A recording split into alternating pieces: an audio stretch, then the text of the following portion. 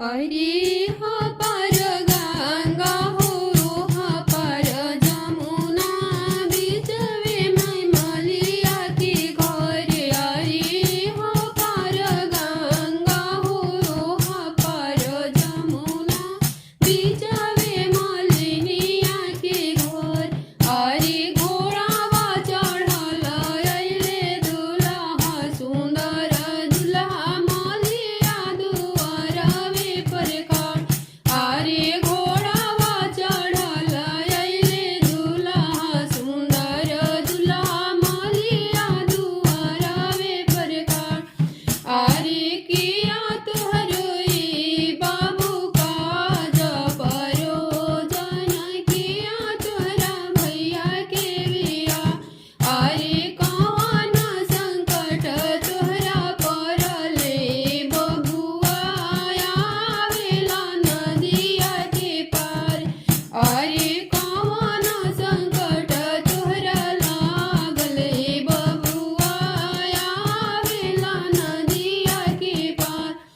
अरे नाई मोरा मलिया हो काज परोजन नाई हमरा भैया के बियाह।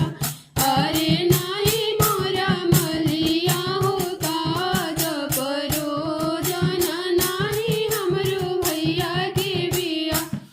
अरे हमहु तहाई मलिया पापा के दुलरुआ हमरो लगनिया के बेर। अरे हमहु तहाई अपना चाचा के दुलरुआ हमरो लगनाया गोदार। अरे हमहु तहाई मलिया भैया के दुलरुआ हमरो लगनाया गोदार। अरे ऐसन मौरिया बनाई हाय मलिया चार चिड़ैया जोड़ा हंस। अरे ऐसन मौरिया बनई हाय मलिया चार चिड़ैया जोड़ा हंस।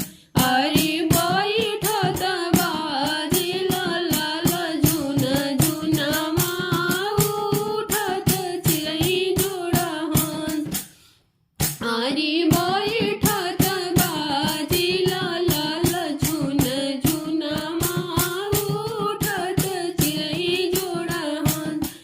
अरे से मौरी पहिरेले दुल्हा सुंदर दुल्हा पहिरे चलेले ससुरा।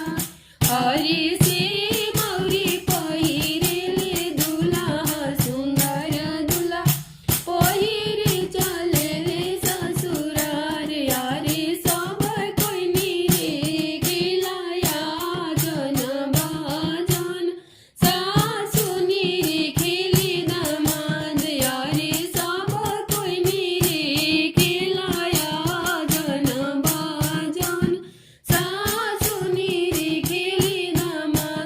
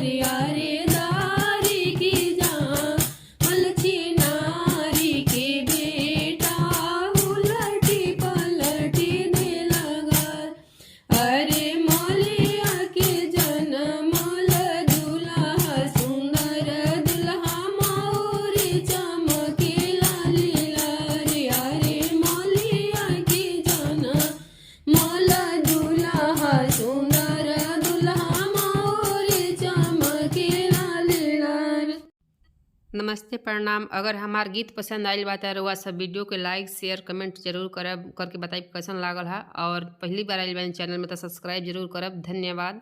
राधे राधे। जय श्री कृष्ण।